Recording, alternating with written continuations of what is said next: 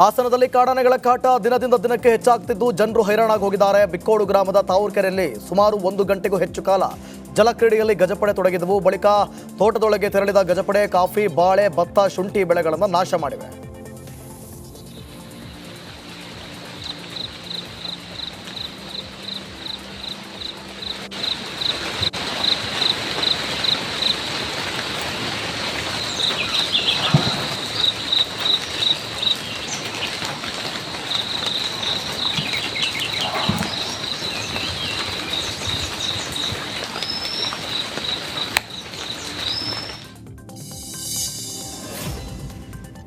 ಅದ್ದೂರಿಯಾಗಿ ತಂಗಿ ಮದುವೆ ಮಾಡಲು ಗಾಂಜಾ ಮಾರಲು ಮುಂದಾಗಿದ್ದ ಅಣ್ಣನನ್ನ ಬಾಣಸವಾಡಿ ಪೊಲೀಸರು ಬಂಧಿಸಿದ್ದಾರೆ.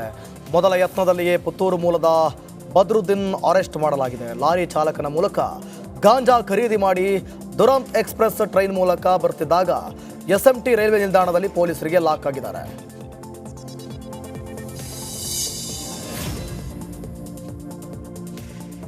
ಇನ್ನು ಬೆಂಗಳೂರು ವಿವಿ ಘಟಿಕೋತ್ಸವವನ್ನು ಅದ್ದೂರಿಯಾಗಿ ಮಾಡಲಾಗ್ತಾ ಇದೆ. ಈ ವೇಳೆ ಸಂಗೀತ ಕ್ಷೇತ್ರದಿಂದ ಗುರುಕಿರಣ್ಗೆ ಡಾಕ್ಟರೇಟ್ ನೀಡಿ ಗೌರವ ಸಲ್ಲಿಕೆ ಮಾಡಿದರೆ ರಾಜ್ಯ ಅಂಗವಿಕಲ ವ್ಯಕ್ತಿಗಳ ಅಧಿನಿಯಮದ ಮಾಜಿ ಆಯುಕ್ತ KS ರಾಜಣ್ಣ ಅವರಿಗೆ ಗೌರವ ಡಾಕ್ಟರೇಟ್ ಪ್ರದಾನ ಮಾಡಲಾಯಿತು. ಇನ್ನು ಘಟಿಕೋತ್ಸವ ಕಾರ್ಯಕ್ರಮಕ್ಕೆ ಅಶ್ವಿನಿ ಪುನೀತ್ ರಾಜ್ಕುಮಾರ್ ಆಗಮಿಸಿದರು. ಬಿಜೆಪಿ ಸದಸ್ಯತ್ವ ಅಭಿಯಾನದ ಸಭೆ ಹಿನ್ನೆಲೆ ದೆಹಲಿಗೆ ರಾಜ್ಯ ಬಿಜೆಪಿ ಅಧ್ಯಕ್ಷ BY ವಿಜಯೇಂದ್ರ ತೆರಳಿದ್ದಾರೆ. ಈ ವೇಳೆ ಮಾತನಾಡಿದ ಅವರು, ರಾಜ್ಯದಲ್ಲಿ ಸಿದ್ದರಾಮಯ್ಯ ಸರ್ಕಾರ ಭ್ರಷ್ಟಾಚಾರದಲ್ಲಿ ಮುಳುಗಿದೆ, ಅಭಿವೃದ್ಧಿ ಸಂಪೂರ್ಣವಾಗಿ ರಾಜ್ಯದಲ್ಲಿ ನಿಂತಿದೆ, ಯಾವುದೇ ಕೆಲಸಗಳು ಆಗ್ತಿಲ್ಲ, CM ರಾಜ್ಯಕ್ಕೆ ಮಾರಕ, ಹಾಗಾಗಿ ಕಾಂಗ್ರೆಸ್ ಸರ್ಕಾರವನ್ನು ಕಿತ್ತು ಒಗೆಯಬೇಕು ಅನ್ನೋದು ನಮ್ಮ ದೃಢ ಸಂಕಲ್ಪ ಎಂದು ಹೇಳಿದರು. ನಮ್ಮ ರಾಷ್ಟ್ರೀಯ ಅಧ್ಯಕ್ಷರನ್ನ ಮಾನ್ಯ ಸಂತೋಷ್ ಜಿ ಅವ್ರನ್ನ ಭೇಟಿ ಮಾಡ್ತಾ ಇದ್ದಾರೆ. ಕರ್ನಾಟಕ ರಾಜ್ಯದ ಜೊತೆಗೆ ಇತರ ರಾಜ್ಯಗಳ ಒಂದು ಸಭೆನೂ ಕೂಡ ಇದೆ. ವಿಶೇಷವಾಗಿ ಇವತ್ತೇನೋ ದೇಶಾದ್ಯಂತ ಮತ್ತು ನಮ್ಮ ರಾಜ್ಯದಲ್ಲೂ ಕೂಡ BJPಯ ಸದಸ್ಯತ್ವ ಅಭಿಯಾನ ನಡೀತಾ ಇದೆ. ಇನ್ನೂ ಹೆಚ್ಚು ಯಶಸ್ವಿಯಾಗಿ ಮಾಡ್ತಕ್ಕಂಥ ನಿಟ್ಟಿನಲ್ಲಿ ಕೆಲವು ಸಲಹೆಗಳನ್ನು ಕೂಡ ಅವ್ರು ನೀಡೋರಿದ್ದಾರೆ.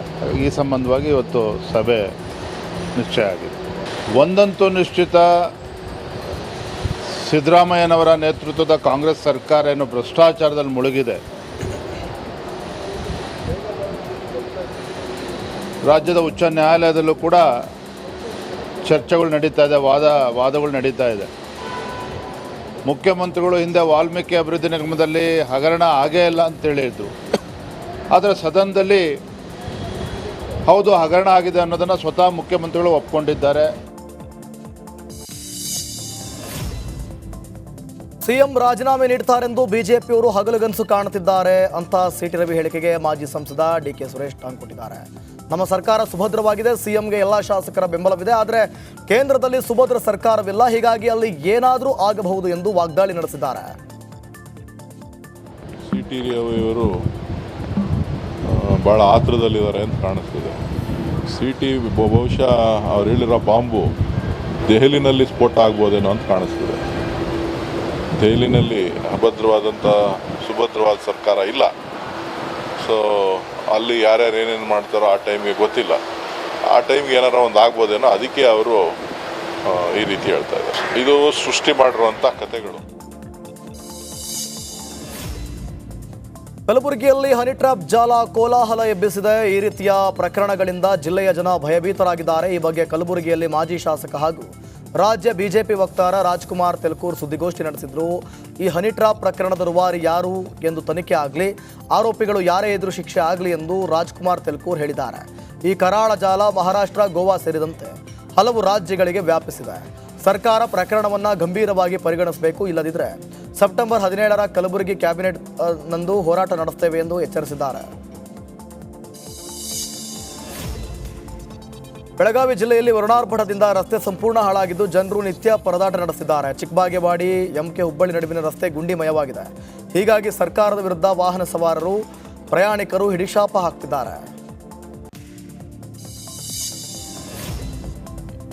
ಅರಣ್ಯ ವ್ಯಾಪ್ತಿಯಲ್ಲಿ ಕಾನೂನು ಬಾಹಿರವಾಗಿ ನಿರ್ಮಾಣವಾಗಿರೋ ಹೋಮ್ ಸ್ಟೇ ರೆಸಾರ್ಟ್ ತೆರವಿಗೆ ಅರಣ್ಯ ಸಚಿವರು ಆದೇಶ ನೀಡಿದ್ದಾರೆ.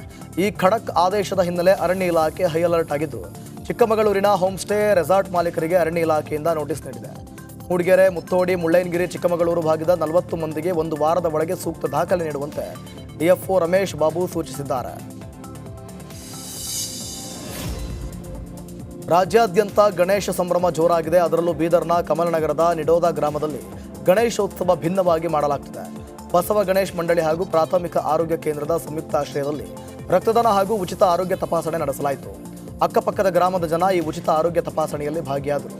ಗಣೇಶ್ ಮಂಡಳಿಯ ಮುಖ್ಯಸ್ಥ ಆನಂದ ಜೀರಿಗೆ ಹಾಗೂ ಡಾಕ್ಟರ್ ಅಮರ್ ಮಾಸಿಮಾಡೆ ಉಪಸ್ಥಿತರಿದ್ದರು.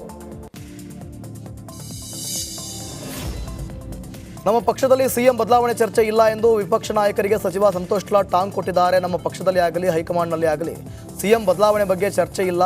ಬಿಜೆಪಿಯವರು ಸರ್ಕಾರ ಉರುಳುತ್ತೆ ಎಂದು ಹೇಳ್ತಿದ್ದಾರೆ. ಅಕಸ್ಮಾತ್ ಸರ್ಕಾರಕ್ಕೆ ಏನಾದರೂ ಆಗೋದಿದ್ರೆ ಕೇಂದ್ರ ಸರ್ಕಾರಕ್ಕೆ ಆಗಬಹುದು ಎಂದು ಕಿಡಿಕಾರಿದರು. ಯಾವುದೇ ರೀತಿಯ ಸಿಎಂ ಬಗ್ಗೆ ಮಾತನಾಡ್ತಕ್ಕಂಥದ್ದು ಯಾವ್ದು ಇದೇ ಇಲ್ಲ. ಸೊ ಹಂಗಾಗಿ ವಿಚಾರದಲ್ಲಿ ಯಾರು ಏನು ಮಾತನಾಡ್ತಿದ್ದಾರೆ ನನ್ನ ಗಮನಕ್ಕಿಲ್ಲ. ಯಾರು ಮಾತಾಡಿದ್ರೆ it is only their individual opinion. It's nothing to do with the party, neither with the High Command.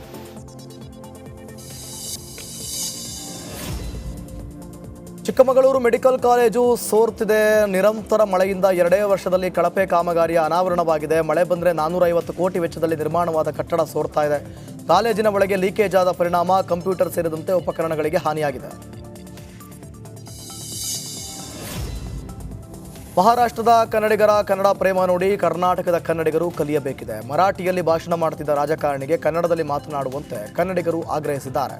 ಮರಾಠಿಯಲ್ಲಿ ಭಾಷಣ ಮಾಡುತ್ತಿದ್ದ ಮುಖಂಡನಿಗೆ ಕನ್ನಡದಲ್ಲಿ ಭಾಷಣ ಮಾಡುವಂತೆ ಜತ್ತಾ ಕನ್ನಡಿಗರು ಒತ್ತಾಯಿಸಿದ್ದಾರೆ. ಮಹಾರಾಷ್ಟ್ರದ ಕನ್ನಡಿಗರ ಕನ್ನಡ ಪ್ರೇಮಕ್ಕೆ ನೆಟ್ಟಿಗರು ಎಂದಿದ್ದಾರೆ.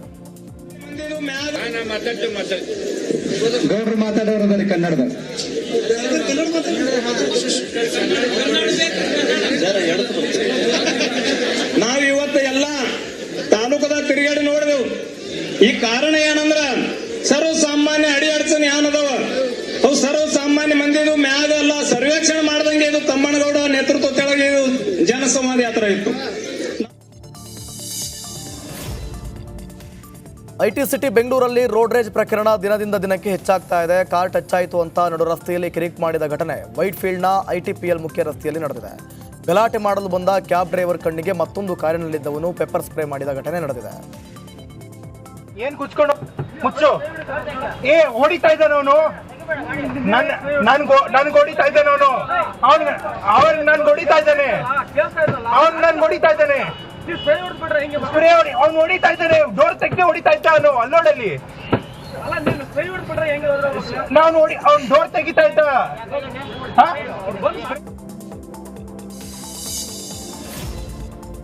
ಕೊಲೆ ಕೇಸ್ನಲ್ಲಿ ಕಂಬಿ ಎಣಿಸುತ್ತಿರುವ ಕಾಟೇರನಿಗಾಗಿ ಪತ್ನಿ ಟೆಂಪಲ್ ರನ್ ಮುಂದುವರೆಸಿದ್ದಾರೆ. ಗಂಡನನ್ನ ಕಾಪಾಡಲು ಪತ್ನಿ ವಿಜಯಲಕ್ಷ್ಮಿ ಅಸ್ಸಾಂ ಗುವಾಹಟಿಯಲ್ಲಿರೋ ಕಾಮಾಖ್ಯ ದೇವಸ್ಥಾನಕ್ಕೆ ಭೇಟಿ ನೀಡಿದ್ದಾರೆ. ಈ ಹಿಂದೆ ಕೊಲ್ಲೂರು ಮಂತ್ರಾಲಯ ಬಳಿಕ ಇದೀಗ ಕಾಮಾಖ್ಯ ದೇವಸ್ಥಾನಕ್ಕೆ ಭೇಟಿ ನೀಡಿ ವಿಶೇಷ ಪೂಜೆ ಸಲ್ಲಿಸಿದ್ದಾರೆ. ಬೆಂಗಳೂರು ಹೊರವಲಯದ ಆನೇಕಲ್ ತಾಲೂಕಿನ ಜಿಗಣಿ ಕೈಗಾರಿಕಾ ಪ್ರದೇಶದಲ್ಲಿ ಚಿರತೆ ಪ್ರತ್ಯಕ್ಷವಾಗಿದೆ. ಚಿರತೆ ನೋಡಿ IT-BT ಉದ್ಯೋಗಿಗಳು ಕಂಗಾಲಾಗಿದ್ದು ಕಂಪನಿಯ CC ಕ್ಯಾಮೆರಾದಲ್ಲಿ ಚಿರತೆ ಓಡಾಡಿರುವ ದೃಶ್ಯ ಸೆರೆಯಾಗಿದೆ. ಕಳೆದ 1 ವಾರದಲ್ಲಿ 3ನೇ ಬಾರಿ ಚಿರತೆ ಕಾಣಿಸಿಕೊಳ್ಳುತ್ತಿದ್ದು ಸ್ಥಳಕ್ಕೆ ಆನೇಕಲ್ ವಲಯದ ಅರಣ್ಯ ಅಧಿಕಾರಿಗಳು ಭೇಟಿ ನೀಡಿ ಪರಿಶೀಲನೆ ನಡೆಸಿದ್ದಾರೆ. ಮೂಡಾದ 18 ಅಧಿಕಾರಿಗಳಿಗೆ ಮೈಸೂರು ಲೋಕಾಯುಕ್ತ ಪೊಲೀಸರು ನೋಟಿಸ್ ನೀಡಿದ್ದಾರೆ. 2017ರಲ್ಲಿ RTI ಕಾರ್ಯಕರ್ತ ಗಂಗರಾಜು ನೀಡಿದ್ದ ದೂರು ಆಧಾರದ ಮೇಲೆ ಮೂಡಾ ಅಧಿಕಾರಿಗಳಿಗೆ 3 ದಿನಗಳ ಒಳಗೆ ವಿಚಾರಣೆಗೆ ಹಾಜರಾಗುವಂತೆ ನೋಟಿಸ್ ನೀಡಿದ್ದಾರೆ. ಪ್ರಾಧಿಕಾರದ ಅನುಮತಿ ಪಡೆಯದೆ ಸುಳ್ಳು ದಾಖಲೆಗಳನ್ನು ಸೃಷ್ಟಿ ಆರೋಪದ ಮೇಲೆ ಅಧಿಕಾರಿಗಳು ಪ್ರಶ್ನೆ ಮಾಡಲಿದ್ದಾರೆ. ಮೂಡಾ ಟೆನ್ಷನ್ ನಡುವೆ ಸಿಎಂ ಸಿದ್ದರಾಮಯ್ಯ 3 ದಿನ ಮೈಸೂರು ಪ್ರವಾಸಕ್ಕೆ ಪ್ಲಾನ್ ಮಾಡಿದ್ದಾರೆ. ಸೆಪ್ಟೆಂಬರ್ 27, 28, 29ರಂದು ಮೈಸೂರಿನಲ್ಲೇ ಸಿಎಂ ಠಿಕಾಣಿ ಹೂಡಲಿದ್ದಾರೆ.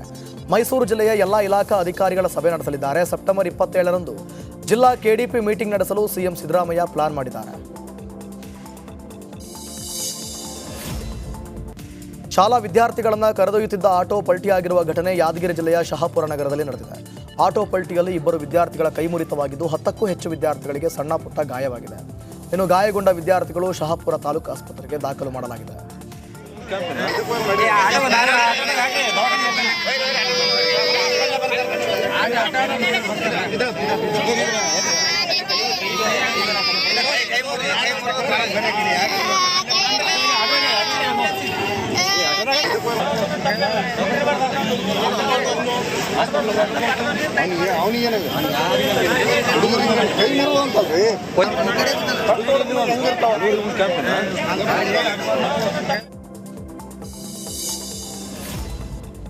ರಾಜಧಾನಿ ಬೆಂಗಳೂರಿನ ಜನ ರಸ್ತೆ ಗುಂಡಿಗಳ ರಗಳಿಗೆ ಸುಸ್ತಾಗಿದ್ದಾರೆ. ಡಿಸಿಎಂ ಗುಂಡಿ ಮುಚ್ಚುವ ವಿಚಾರವಾಗಿ ಖಡಕ್ ಎಚ್ಚರಿಕೆ ನೀಡಿದ್ದಾರೆ. ಅದರ ಬೆನ್ನಲ್ಲೇ ಪಾಲಿಕೆ ವ್ಯಾಪ್ತಿಯಲ್ಲಿ ರಸ್ತೆ ಗುಂಡಿ ಮುಚ್ಚುವ ಸಮಗ್ರ ಕಾರ್ಯಾಚರಣೆ ಆರಂಭವಾಗಿದೆ.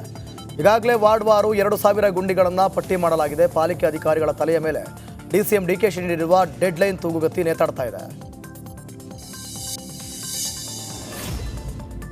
ರೇಣುಕಾಸ್ವಾಮಿ ಕೊಲೆ ಪ್ರಕರಣದಲ್ಲಿ ದರ್ಶನ್ ಹಿಂದೆ ಅಭಿಮಾನಿಯಾಗಿ A7 ಅನುಕುಮಾರ್ ಹೋಗಿನೇ ಆದರೆ ಈ ರೀತಿ ಮೋಸ ಮಾಡ್ತಾರೆ ಅಂತ ಗೊತ್ತಿತ್ತಾ ಎಂದು ಅನುಕುಮಾರ್ ತಾಯಿ ಜಯಮ್ಮ ಕಣ್ಣೀರು ಹಾಕಿದ್ದಾರೆ. ಒರೇ ಕರುಣೆ ತೋರಿಸಿ ಅವರ ಬಡವರ ಮಕ್ಕಳನ್ನು ಬಿಡಿಸ್ಕೊಳ್ಬೇಕು, ಅಭಿಮಾನ ಅಂತ ಹೋಗಿದ್ದಾರೆ, ಆದರೆ ಈ ರೀತಿ ಆಗಿದೆ ಎಂದು ಅಳಲು ತೊಡ್ಕೊಂಡಿದ್ದಾರೆ. ದಾರಿ ಅದು ನೋಡಕ್ಕಂತ ಹೋಗ್ತಾರೆ ಸರ್, ಯಾರಿಗಾದ್ರೂ ಇಷ್ಟೆಲ್ಲ ಹೋಗ್ತಾರೆ ನೋಡಕ್ಕಂತ. ಹಿಂಗೆ ಮೋಸಕತ್ತನ್ನ ದಾರಿ ಗೊತ್ತು ಸರ್, ಕರ್ಕೊಂಡು ಹೋಗಿದ್ದಾರೆ, ಹಿಂಗೆ ಮೋಸ ಮಾಡಿದ್ದಾರೆ. ಅವ್ರಿಗೆ ಕರುಣೆ ಪಟ್ಟು ಬಿಡಿಸ್ಕೊಡ್ಬೇಕು ಅಷ್ಟೇ ಸರ್. ನಾವು ಕೇಳ್ಕೊಳೋದು ಇನ್ನೇನು ಜಾಸ್ತಿ ಕೇಳ್ಕೊಳೋದು.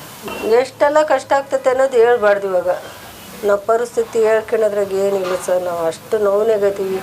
ತಂದೆ ಕಳ್ಕೊಂಡು ಮಗ ಹತ್ಲಾಗ ಹೋದ, ನಮ್ಮ ಹುಡುಗ ಒಬ್ಬನಿಗೆ ಯಾವ್ದಂತ ಕಟ್ಕೊಂತಾನೆ ಸರ್. ಜೀವನನೇ. ಮಂಡ್ಯದಲ್ಲಿ ಕೇಂದ್ರ ಸಚಿವ HDKಗೆ ಭಾರಿ ಮುಖಭಂಗವಾಗಿದೆ. ಸ್ಪಷ್ಟ ಬಹುಮತ ಇದ್ದರೂ JDSಗೆ ಅಧಿಕಾರ ಕೈತಪ್ಪಿದೆ. ಬರೋಬ್ಬರಿ 20 ವರ್ಷದ ಬಳಿಕ ಮದ್ದೂರು ಪುರಸಭೆ ಅಧಿಕಾರ ಕಾಂಗ್ರೆಸ್ ವಶವಾಗಿದೆ. ಈ ಮೂಲಕ ಕಾಂಗ್ರೆಸ್ ಶಾಸಕ ಕದಲೂರು ಉದಯ್ ಸ್ಟ್ರಾಟರ್ಜಿ ವರ್ಕೌಟ್ ಆಗಿದೆ. ಮೂಲಕ JDS ಬಿಜೆಪಿ ಮೈತ್ರಿಗೆ ಶಾಕ್ ಎದುರಾಗಿದೆ. ಹೆಣ್ಣು ಭ್ರೂಣ ಹತ್ಯೆ ಕರಾಳದಂದೇ ಬಗೆದಷ್ಟು ಬಯಲಾಗ್ತಾ ಇದೆ. ಮಂಡ್ಯ ಜಿಲ್ಲಾ ಪೊಲೀಸರು ಮತ್ತೆ 3 ಆರೋಪಿಗಳನ್ನು ಅರೆಸ್ಟ್ ಮಾಡಿದ್ದಾರೆ. ಕಿಂಗ್ ಪಿನ್ ಅಂದರ್ ಬೆನ್ನಲ್ಲೇ ದಂಧೆಯ ಮತ್ತಷ್ಟು ಕೀಚಕರು ಅರೆಸ್ಟ್ ಆಗಿದ್ದು ಸದ್ಯ 18ಕ್ಕೆ ಬಂಧಿತರ ಸಂಖ್ಯೆ ಏರಿಕೆಯಾಗಿದೆ. ತನಿಖೆ ಮುಂದುವರೆಸಿದ್ದು ಪೊಲೀಸರು ಈಗ ಮತ್ತೆ 3 ಬಂಧಿಸುವಲ್ಲಿ ಯಶಸ್ವಿಯಾಗಿದ್ದಾರೆ. ಮನೆಯಲ್ಲಿ ಯಾರೂ ಇಲ್ಲದ ವೇಳೆ ಮನೆಯ ಬೀಗ ಮುರಿದು ಖದೀಮರು ಕೈಚಳಕ ತೋರಿದ್ದಾರೆ. ಈ ಘಟನೆ ತುಮಕೂರು ಜಿಲ್ಲೆ ಮಧುಗಿರಿ ತಾಲೂಕಿನ ಮಿಡಿಗೇಶಿಯ ಮಾರುತಿ ನಗರದಲ್ಲಿ ನಡೆದಿದೆ. ರಘುನಾಥ್ ರೆಡ್ಡಿ ಎಂಬುವರ ಮನೆಯಲ್ಲಿ ಕಳ್ಳತನ ಮಾಡಿದ್ದು ಚಿನ್ನಾಭರಣ, ನಗದು, 1 ದ್ವಿಚಕ್ರ ವಾಹನ ಕದ್ದು ಕಳ್ಳರು ಪರಾರಿಯಾಗಿದ್ದಾರೆ. ಘಟನಾ ಸ್ಥಳಕ್ಕೆ ಮಿಡಿಗೇಶಿ ಪೊಲೀಸರು ಭೇಟಿ ನೀಡಿ ಪರಿಶೀಲನೆ ನಡೆಸಿದ್ದಾರೆ.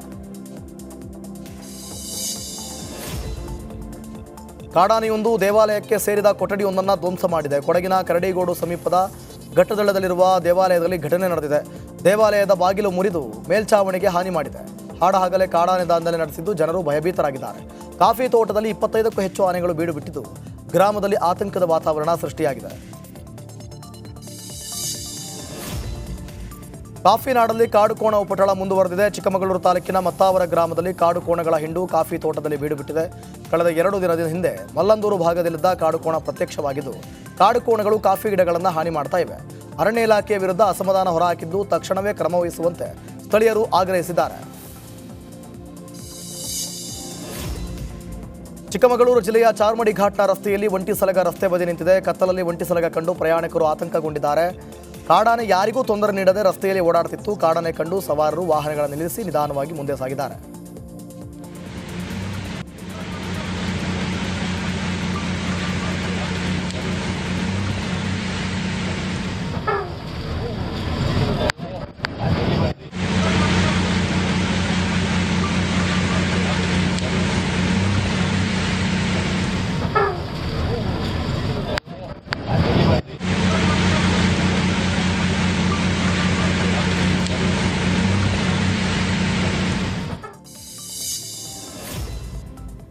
ನಿರ್ವಹಣೆ ಕೊರತೆಯಿಂದ ಯಾದಗಿರಿ ಜಿಲ್ಲಾ ಕ್ರೀಡಾಂಗಣ ಕೆಸರುಗದ್ದೆಯಾಗಿ ಮಾರ್ಪಟ್ಟಿದೆ. ಮಳೆ ನೀರು ಕ್ರೀಡಾಂಗಣದ ತುಂಬೆಲ್ಲ ನಿಂತಿದ್ದು ಕ್ರೀಡಾಂಗಣ ಕೆರೆಯಂತೆ ಭಾಸವಾಗ್ತಿದೆ.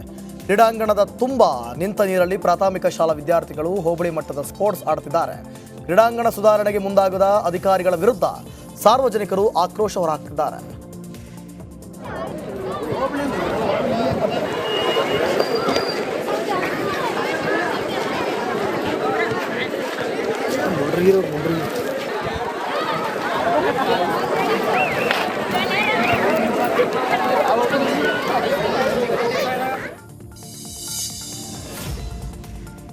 ಚಿಕ್ಕಮಗಳೂರಿನಲ್ಲಿ ರಾತ್ರಿ ಜಿಟಿಜಿಟಿ ಮಳೆ ಹಿನ್ನೆಲೆ ಅತಿ ವೇಗದಿಂದ ಚಲಿಸುತ್ತಿದ್ದ ಲಾರಿ ನಿಯಂತ್ರಣ ತಪ್ಪಿ ವಿದ್ಯುತ್ ಕಂಬಕ್ಕೆ ಡಿಕ್ಕಿ ಹೊಡೆದಿದೆ.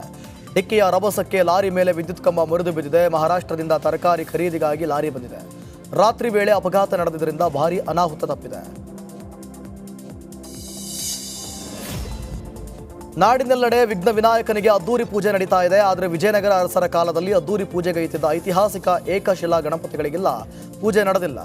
ವಿಜಯನಗರ ಗತವೈಭವ ಸಾರಿದ ನಾಡು. ಹಂಪಿಯ ಐತಿಹಾಸಿಕ ಸಾಸಿವೆ ಕಾಳು ಕಡಲೆಕಾಳು ಗಣಪತಿಗಳಿಗೆ ಮಾತ್ರ ಪೂಜೆ ಸಲ್ಲಿಸಿಲ್ಲ.